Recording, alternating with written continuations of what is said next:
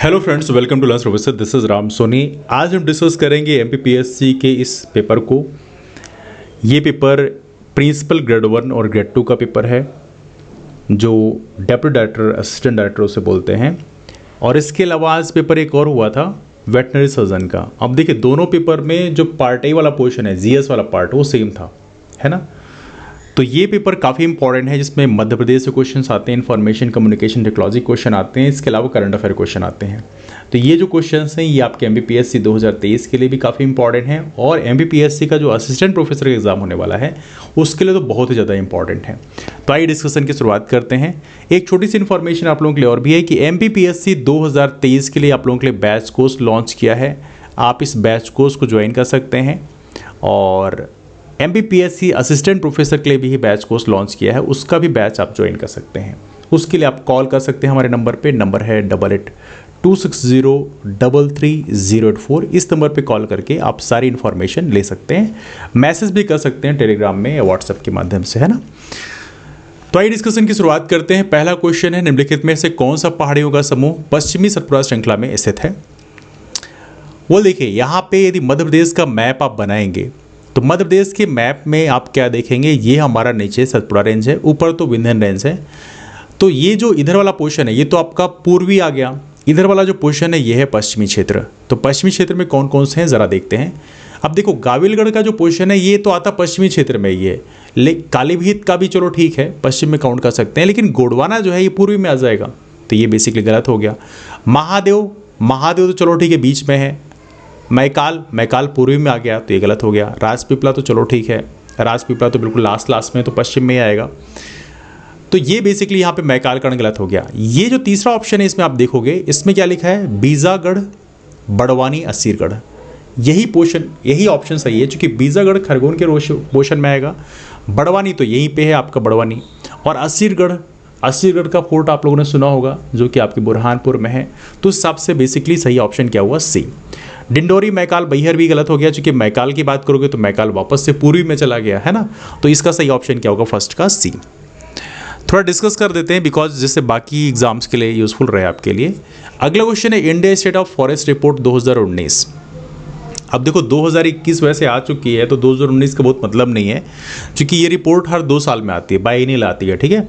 तो यहाँ पर इस रिपोर्ट के हिसाब से 2019 वाली रिपोर्ट में आप जाओगे तो 25.14% मध्य प्रदेश में फॉरेस्ट कवर पाया गया है ना। थोड़ा सा आप ध्यान रखेंगे। अगला क्वेश्चन है, वेनगंगा नदी अपवाह तंत्र, इसे बोलते हैं वेनगंगा रिवर सिस्टम, जो हमारा इसका बेसिन है, ये किस में आएगा, किस अपवाह तंत्र का हिस्सा है। तो ये गोदावरी में आएगा। बड़ा बेस बात है, चूंकि वेनगंगा और वर्धा, ये दोनों नदियाँ जो मिलती हैं बाद में वो बन जाती है प्रणहिता, और बाद में जाके गोदावरी से मिल जाती है ना। थोड़ा सा इसको आप ध्यान रखेंगे। अगला है, मध्य प्रदेश के उत्तर पश्चिम भाग पर एक कथन दिए हुए हैं, पता नहीं सही है गलत क्या है। पहला स्टेटमेंट पढ़ते हैं, मध्य प्रदेश के उत्तर पश्चिम भाग पर मुख्यतः कटीले वन एवं झाड़ियाँ पाई जाती हैं। अब देखो, मध्य प्रदेश का यदि हल्का मैप बनाए तो थोड़ा सा आपको अंडरस्टैंड करने में आसानी होगी। Let me show this one. तो उत्तर पश्चिम भाग का मतलब क्या है, ये देखो, इधर पूर्व होता है, इधर पश्चिम होता है, ऊपर नॉर्थ होता है, नीचे साउथ होता है। तो उत्तर पश्चिम मतलब ये वाला पोर्शन, मतलब समथिंग लाइक दैट, है ना। तो क्या लिखा है, मुख्यतः कटीले वन एवं झाड़ियाँ पाई जाती हैं। बिल्कुल सही बात है। जो चंबल का बेल्ट है यहाँ पे आप मोस्टली झाड़ियाँ ही पाएंगे, कटीले वन हल्का पाए जाते हैं ना। तो ये फीचर यहाँ पे देखने के लिए मिलता है, दैट्स राइट। अगला है, मध्य प्रदेश का पश्चिमोत्तर भाग अर्धशुष्क जलवायु। पश्चिमोत्तर मतलब ये पूरा का पूरा यहाँ पे कवर कर लिया गया। बिल्कुल सही बात है। पश्चिमोत्तर भाग में बहुत ज़्यादा बारिश होती नहीं है ना। लेकिन मध्य प्रदेश का पूर्वी भाग की यदि हम बात करें, पूर्वी भाग में भी दक्षिण पूर्वी भाग की बात करें, बालाघाट या इस पोर्शन की बात करें, तो यहाँ पे बारिश ज़्यादा होती है, और इसी के चलते बालाघाट में फॉरेस्ट कवर मध्य प्रदेश में सर्वाधिक है भी, है ना। तो यहाँ पे आप देखेंगे कि ये वाला जो पोर्शन है वो अर्धशुष्क जलवायु का क्षेत्र है। मतलब यहाँ पे 2 स्टेटमेंट दिए हैं, दोनों स्टेटमेंट यहाँ पे सही हैं। पहला स्टेटमेंट भी सही है, दूसरा भी सही है, और यहाँ पे देखें तो यहाँ पे कहीं ना कहीं एक दूसरे को सपोर्ट भी कर रहा है। तो यहाँ पे बेस्ट ऑप्शन क्या हो जाएगा, ए, ठीक है। चलिए अगला क्वेश्चन है, तापमान की दृष्टि से मध्य प्रदेश का अधिकांश भाग निम्नलिखित में से किस वर्ग में आता है। मतलब टेम्परेचर के हिसाब से आपको बताना है। पहला है सूक्ष्म तापीय, तो माइक्रो टेम्परेचर, मतलब यहाँ पे टेम्परेचर कम रहता है, तो ये तो ऐसा है नहीं। अति तापीय मतलब थोड़ी ज़्यादा रहता है। अतिरेक मतलब बहुत ही ज़्यादा रहता है। शून्य मतलब बहुत ज़्यादा नहीं। तो यहाँ पे ऑप्शन आएगा अति तापीय। मतलब बहुत ज़्यादा भी टेम्परेचर नहीं होता, हाँ एवरेज से थोड़ी ज़्यादा है, ये बात सही है, लेकिन बहुत ज़्यादा भी नहीं, इसलिए अति तापीय में ही इसको कवर करेंगे, अतिरिक्त में कवर नहीं करेंगे, है ना। अगला है मध्य प्रदेश से भूमिगत जल संसाधन का अतिशोषण करने वाले जिले कौन से हैं, किस क्षेत्र में हैं। अब देखो इसको थोड़े समझने का प्रयास करेंगे यदि आप, तो इसमें ऑप्शन है नर्मदा घाटी। अब नर्मदा घाटी में तो ऑलरेडी पानी बहुत ज़्यादा अवेलेबल है, तो यहाँ पे तो बहुत ज़्यादा अतिशोषण जल का दोहन तो बहुत ज़्यादा होगा नहीं। छिंदवाड़ा बैतूल के क्षेत्र में पानी की अवेलेबिलिटी काफ़ी ज़्यादा है because of Narmada and Tapti river. Baghelkhand का क्षेत्र इसमें आता है, बघेलखंड और बुंदेलखंड के क्षेत्र में पानी की थोड़ी कमी होती है, इसलिए यहाँ पर देखा है तो हम लोगों ने प्रोजेक्ट भी स्टार्ट किया, एवली Ken Betwa river interlink project भी हमने स्टार्ट करी है। तो वो बेसिकली बघेलखंड बुंदेलखंड में भी जो पानी की जो अवेलेबिलिटी में कमी है उसी को पूरा करने के लिए स्टार्ट किया। तो कहीं ना कहीं जहाँ पानी की कमी होगी दोहन भी वहीं पे ज़्यादा होगा, बट ऑब्वियस सी बात है, तो बघेलखंड का क्षेत्र इसमें कवर हो जाना चाहिए, है ना। वैसे मालवा क्षेत्र के लिए भी कहा जा रहा है, चूँकि लेकिन मालवा क्षेत्र में नदियाँ हैं, स्पेशली जो संबल नदी है वहाँ पे, इसके अलावा बहुत सारी छोटी छोटी नदियाँ भी हैं, छिप्रा नदी है and lot of rivers are there, तो उस कंडीशन में बघेलखंड क्षेत्र ही आना चाहिए। अगला ऑप्शन है, क्वेश्चन आपके सामने, मुरैना जिला में फैला कैलारस क्षेत्र निम्नलिखित में से किस खनिज के निक्षेप के लिए जाना जाता है। तो कैलारस क्षेत्र का बात करें तो चूना पत्थर के लिए जाना जाता है, ये तो बहुत ही बेसिक क्वेश्चन है, हम लोग अक्सर पढ़ते रहते हैं। अगला है मध्य प्रदेश का पाथाखेड़ा कोयला क्षेत्र किस जिले में स्थित है। तो ये बैतूल में है, कहाँ पे है, सारणी में, है ना। चलो अगला क्वेश्चन करते हैं, 9वां क्वेश्चन है हमारा, इसमें सुमिलित करना है, प्रोजेक्ट का नाम है बेसिन ऑफ लोकेशन है। तो बाणसागर सोन नदी में, बड़ा ऑब्वियस सी बात है, सोन नदी का बेसिन। इंदिरा सागर कहाँ पे, नर्मदा नदी में है। इंदिरा सागर डैम कहाँ पे, खंडवा में। सम्राट अशोक सागर ये हलाली में हो गया, और संजय सरोवर कहाँ पे, वेनगंगा में हो गया। तो इसका सही आंसर क्या हो गया, right answer for this question is C. अगला क्वेश्चन आपके सामने, राजघाट बहुउद्देशीय परियोजना निम्नलिखित में से किन दो राज्यों की संयुक्त परियोजना है।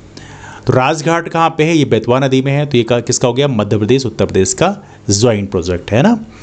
अगला है 91वें संवैधानिक संशोधन 91st कॉन्स्टिट्यूशनल अमेंडमेंट एक्ट 2003 के द्वारा उपबंधित किसी राज्य में मुख्यमंत्री सहित मंत्रियों की कुल संख्या विधानसभा के कुल सदस्यों की संख्या के कितने प्रतिशत से अधिक नहीं होगी। देखो 91st अमेंडमेंट किया गया था जिसमें ये लिमिट कर दिया गया था कि काउंसिल ऑफ मिनिस्टर की लिमिट इतनी रहेगी, वरना पहले क्या होता कितने भी रख लो, लेकिन यहाँ पे कर दिया गया विधानसभा के जितने मेंबर हैं उसका इतना, मतलब 15% से अधिक नहीं होगा। जैसे मध्य प्रदेश में कितना है, 230 सीटें हैं विधानसभा की, तो 230 का 15% से अधिक नहीं होना चाहिए, इंक्लूडिंग चीफ मिनिस्टर, है ना।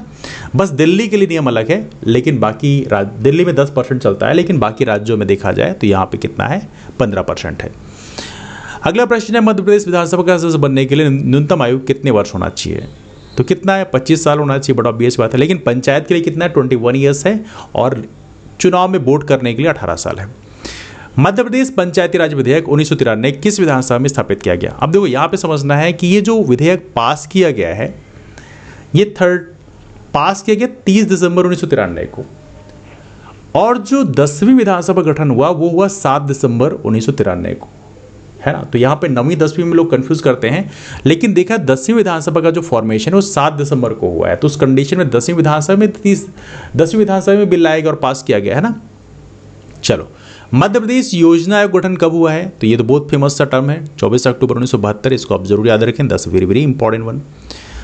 कारखाने मुक्त चूने के भंडार के आसपास किसके लिए स्थापित किए जाते हैं। अब चूने के भंडार के आसपास सीमेंट का ही सारा खेल होता है, बाकियों का बहुत ज़्यादा लेन देना होता नहीं है, तो इसमें केवल ए ही सही ऑप्शन इसमें रहेगा, है ना। अगला निम्नलिखित में से कौन जिला शक्कर उद्योग संबंधित है। देखो यहाँ पे बुरहानपुर में भी शक्कर है, हरदम भी है, नरसिंहपुर में भी है, तो बेसिकली यहाँ पे उपरोक्त में से कोई नहीं आना चाहिए। अगला क्वेश्चन आपके सामने, 2019-21 के मध्य हुए राष्ट्रीय परिवार स्वास्थ्य सर्वेक्षण 5 के अनुसार मध्य प्रदेश की कुल शिशु मृत्यु दर कितनी है। इस क्वेश्चन की यदि हम बात करें तो ये वाला जो है ये 41.3, कितना है, 41.3। पिछली बार 51 था, लेकिन इस बार 41 हो गया है। तो मतलब सर्वे जो 5वां सर्वे है, NF क्या है, national family health survey, NFHS 5, इसमें जो बताया गया वो है 41.3%, है ना, 41.3। शिशु मृत्यु दर की बात कर रहे हैं, इसे बोलते हैं इंग्लिश में IMR, इन्फेंट मोर्टेलिटी रेट। क्या होता है इन्फेंट मोर्टेलिटी रेट, इसका मतलब होता है कि 1 वर्ष से कम उम्र के, लेस देन 1 ईयर, 1 वर्ष से कम उम्र के बच्चे प्रति 1000 आबादी में प्रति 1000 आबादी में जितने बच्चों की मृत्यु हो जाती है इसे बोलते हैं इन्फेंट मोर्टालिटी रेट, शिशु मृत्यु दर। और मध्य प्रदेश में कितनी, 41.3, मतलब इतने बच्चों की मृत्यु 1 साल से कम उम्र में हो जाती है ना। चलो आगे चलते हैं। यहाँ पे अगला क्वेश्चन है, राज्यपाल का कार्य मेहमानों की इज्जत करना, उनको चाय भोजन तथा दावत देने के अलावा कुछ नहीं है। ये स्टेटमेंट दिया है, हालांकि बहुत ही हार्ड टर्म है, और ये कहा है पट्टाभी सिद्धरमैया ने। पट्टाभी सिद्धरमैया को आप जानते होंगे, पहले भी इनका नाम लिया गया था। आप लोगों ने सुना होगा कि मध्य प्रदेश में 1939 में कांग्रेस का अधिवेशन हुआ था, और इस अधिवेशन में बेसिकली पट्टाभी सिद्धरमैया और नेताजी सुभाष चंद्र बोस के बीच में कांग्रेस में अध्यक्षता के लिए चुनाव हुआ था, जिसमें पट्टाभी की हार हुई थी, नेताजी जीत गए थे। गांधी जी के नेताजी से मतभेद हो गए, क्योंकि गांधी जी ने स्टेटमेंट दिया था कि पट्टाभी की हार गांधी की हार है, और उसके बाद देखा है तो बाद में नेताजी ने रिजाइन दे दिया था। हालांकि उनको रिप्लेस करने का काम बाद में डॉक्टर राजेंद्र प्रसाद ने किया, उनको अध्यक्ष बनाया गया था। लेकिन यहाँ पे इस टर्म को याद रखेंगे, 1939 में पट्टाभी का नाम हम लोगों ने पहले भी डिस्कस किया क्लास में, लेकिन स्टेटमेंट दिया है पट्टाभी सिद्धरमैया ने, है ना। चलिए अगला क्वेश्चन देखते हैं, let's get the next one. विशेष आर्थिक क्षेत्र क्रिस्टल आईटी पार्क निम्नलिखित में से किस शहर में अवस्थित है? तो ये कहाँ पे, इंदौर में है। इंदौर में क्रिस्टल आईटी पार्क है, आप लोगों ने देखा ही होगा यदि आप इंदौर में रहते हैं तो, भौरगांव के पास में ही है।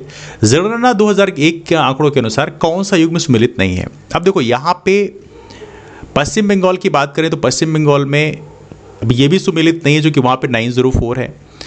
उत्तर प्रदेश की बात करो वहाँ पे 689 है, तो वो भी इसमें सम्मिलित नहीं है। तो दो ऑप्शन यहाँ पे बेसिकली मैच करते हैं, तो यहाँ पे बेसिकली, और ये 2001 का पूछा गया है, हालांकि 2011 में तो मध्य प्रदेश का 236 हो गया है ना। एनीवे अगला क्वेश्चन आपके सामने, संयुक्त राष्ट्र महासभा के 78वें सत्र के अध्यक्ष के रूप में किसे चुना गया? तो ये है डेनिस फ्रांसिस, नाम याद रखिएगा। हाल ही में चर्चा में रहा हेलमंद नदी विवाद किन दो देशों से संबंधित है? ये अफगानिस्तान और ईरान संबंधित है। नदी ईरान में है, हालांकि दोनों के बीच में फ्लो करती है।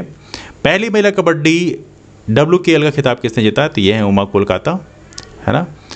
अगला क्वेश्चन है, हाल ही में वर्ष 2023 का जूनियर हॉकी राष्ट्रीय चैंपियनशिप पुरुष का खिताब किस राज्य ने जीता? तो ये मध्य प्रदेश जीता था। हाल ही में जारी की फीफा 2023 रैंकिंग में भारत का रैंक क्या है? ये 99वीं रैंक है, फीफा 2023 रैंकिंग। मेरा गांव मेरा तीर्थ योजना मध्य से किस जिले से प्रारंभ किया गया? तो मेरा गांव मेरा तीर्थ योजना शुरू किया गया है हरदा जिले से। इसको याद रखिएगा, बहुत ही महत्वपूर्ण क्वेश्चन है, फ्यूचर में पूछा जाता है। किस राज्य में डॉक्टर भीमराव अम्बेडकर की 125 फीट ऊंची प्रतिमा का अनावरण किया गया है? और यह है तेलंगाना। इस समय बेसिकली प्रतिमाओं का अनावरण किया जा रहा है, तो तेलंगाना में किया गया 125 फीट ऊंची डॉक्टर अम्बेडकर की प्रतिमा का अनावरण, है ना। 28वां क्वेश्चन है, मध्य प्रदेश राज्य में कुल कितने साइबर तहसील स्थापित किए जाएंगे? तो पहले बेसिकली 4 थे, बाद में 2 ऐड हो गए हैं, तो कुल मिला के हो गए हैं 6। 17वां प्रवासी भारतीय दिवस कहाँ आयोजित किया गया? तो इंदौर में किया गया, दैट्स वेरी बेसिक वन। अगला है, मध्य प्रदेश का पहला मेडिकल डिवाइस पार्क कहाँ स्थापित किया जा रहा है? तो ये कहाँ पे है? ये किया जा रहा है उज्जैन में। उज्जैन में वो जगह का नाम जो है वो मैं डिस्कस कर सकता हूँ, विक्रम उद्योगपुरी है जहाँ पे स्थापित किया जाएगा। एनीवे अगला क्वेश्चन आपके सामने, इंटरफेस रिपीटर का उपयोग OSI मॉडल की किस लेयर पर किया जाता है? इंटरफेस रिपीटर का उपयोग, तो यह है फिजिकल लेयर में किया जाता है ना। निम्नलिखित में से कौन सा एक स्थिर एल्गोरिदम है? और यह है सिलेक्शन सॉर्ट, है ना, स्थिर एल्गोरिदम है। अगला है, सफल ई गवर्नमेंट कार्यान्वयन के लिए निम्नलिखित में से कौन सी सबसे बुनियादी आवश्यकता है? सारे ही हैं। ICT मतलब इंफॉर्मेशन कम्युनिकेशन टेक्नोलॉजी का इंफ्रास्ट्रक्चर होना चाहिए, संस्था का ढांचा होना चाहिए, ICT साक्षर नागरिकता होनी चाहिए, मतलब सारी चीज़ें बेसिकली इसके लिए ज़रूरी हैं। ई प्रोक्योरमेंट किसका उदाहरण है? ई प्रोक्योरमेंट होता क्या है? मतलब ऑनलाइन प्रोक्योरमेंट के लिए आप बुला रहे हो, तो देखा है तो प्रोक्योरमेंट कौन करेगा? गवर्नमेंट करेगी। किसको बुलाएगी? बिजनेस को बुलाएगी, तो बिजनेसमैन जाएंगे। तो यहाँ पे क्या हो गया? सरकार से व्यापार, गवर्नमेंट टू बिजनेस। निम्नलिखित में से कौन HTML वेब पेज को पढ़ और प्रस्तुत कर सकता है? तो ये वेब ब्राउजर ही करेगा, बड़ा obvious सी बात है। अगला है हमारा simple mail transfer protocol SMTP, port number 25 पर संचालित होता है। SMTP simple mail transfer protocol, है ना। अगला, उपभोक्ताओं के बीच सूचनाएं वित्तीय लेन देन, लेकिन आमतौर पर किसी व्यवसाय के माध्यम से मध्यस्थता कहा जाता है। देखो मध्यस्थता तो होती है बड़ा ऑब्वियस, किसी ऐप के माध्यम से, जैसे OLX के माध्यम से हम लोग सेल करते हैं पुराने सामान, कोई खरीद लेता है, तो ये क्या है? कस्टमर टू कस्टमर है, मतलब इंटरफेस, मतलब लास्ट में तो कस्टमर को मिलता है और कस्टमर ही बेच रहा होता है ना। निम्नलिखित में से कौन सा विज्ञापन आधारित ऑनलाइन राजस्व मॉडल नहीं है? विज्ञापन आधारित, ये बेसिकली यूट्यूब में आप लोगों ने सुना होगा टर्म, वैसे मैं बताता हूँ। CPM सुना होगा आप लोगों ने, कास्ट पर मिले। मिले मतलब होता है 1000, मतलब प्रति 1000 व्यूज़ के लिए कितने पैसे सामने वाला पे कर रहा है, इसे बोलते हैं कॉस्ट पर मिले। मिले मतलब MILLE, मिले मतलब 1000, है ना। तो ये यूट्यूब में टर्म आप लोगों ने देखोगे, यदि आप यूट्यूबर होंगे तो आपको पता ही होगा। एक होता है CPC, कास्ट पर क्लिक, पर क्लिक के लिए कितनी कास्ट दे रहे हो, तो वो चीज़ भी रहती है। तो ये दोनों तो बेसिकली यहाँ पे टर्म इस्तेमाल करते हैं। CPA का बहुत ज़्यादा टर्म इस्तेमाल होता नहीं है, तो CPA हो गया। Man in the middle attack निम्नलिखित में से किस एल्गोरिथम में पाया जाता है, तो ये है डिफी-हेलमैन एल्गोरिथम में, man in the middle attack. ICT question थोड़ा सा हैवी है, इसमें कोई शक की बात नहीं है। This are little bit tough questions हम कह सकते हैं। 8 क्वीन प्रॉब्लम निम्नलिखित में से किस सर्चिंग मैकेनिज्म संबंधित है। देखो 8 क्वीन प्रॉब्लम बेसिकली एल्गोरिथम में जो मैच कर रहा है, इसमें एल्गोरिथम कोई मैच नहीं कर रहा है, बैक ट्रैकिंग में आता है। तो बैक ट्रैकिंग इसमें कोई दिया नहीं है, लीनियर सर्च दिया है, डेप्थ फर्स्ट सर्च दिया है, हिल क्लाइंबिंग सर्च दिया है। तो यहाँ पे उपरोक्त में से कोई नहीं ऑप्शन आएगा, चूंकि इसका आता है बैक ट्रैकिंग, है ना। 3वीं शताब्दी ईस्वी में बोधिवंशी राजाओं का अधिकार किस क्षेत्र पर था, तो त्रिपुरी का क्षेत्र था वो, तो त्रिपुरी हो गया आपका सही आंसर। त्रिपुरी मतलब जो प्रेजेंट टाइम में हमारा जबलपुर के आसपास का क्षेत्र है। हालांकि त्रिपुरी अधिवेशन ही बोलते हैं 1939 का जो कांग्रेस का अधिवेशन है, जो कि जबलपुर में हुआ। बुंदेला विद्रोह के नायक हैं हीरापुर के राजा हृदय शाह बुंदेला के नाम से आपने सुना होगा, जो कि 1853 में विद्रोह हुआ था। 53 में नहीं, 43 में हुआ था, 43 में हुआ था। Please do correct if I am wrong. तो उस समय गवर्नर जनरल थे लॉर्ड एलनबरो, है ना। अगला क्वेश्चन आपके सामने, महाकौशल राजनीतिक परिषद गठन किसके नेतृत्व में हुआ, तो महाकौशल राजनीतिक परिषद गठन हुआ सेठ गोविंद दास के नेतृत्व में, याद रखिएगा, इंपॉर्टेंट है। जंगल सत्याग्रह सर्वप्रथम मध्य से किस जिले में हुआ, ट्यूरिया सत्याग्रह के नाम से मशहूर है, तो ये है सिवनी में। अगला आपके सामने है, सिवनी को मध्य का लखनऊ ही बोलते हैं, बिकॉज यहाँ पे एक विशेष प्रकार की रेशम पाई जाती है, इसे बोलते हैं एरी प्रकार की रेशम पाई जाती है, बिकॉज ऑफ दिस। निम्नलिखित में से किस संस्कृत काव्य साहित्य की रचना गोंड राजा संग्राम सागर ने किया था, तो ये है Rasratnamala. That's very important, please do remember one. Next question four is that, Kaluji Maharaj का मेला मध्य से किस जिले में आयोजित होता है, तो ये है आपका Khargone. That's very important one.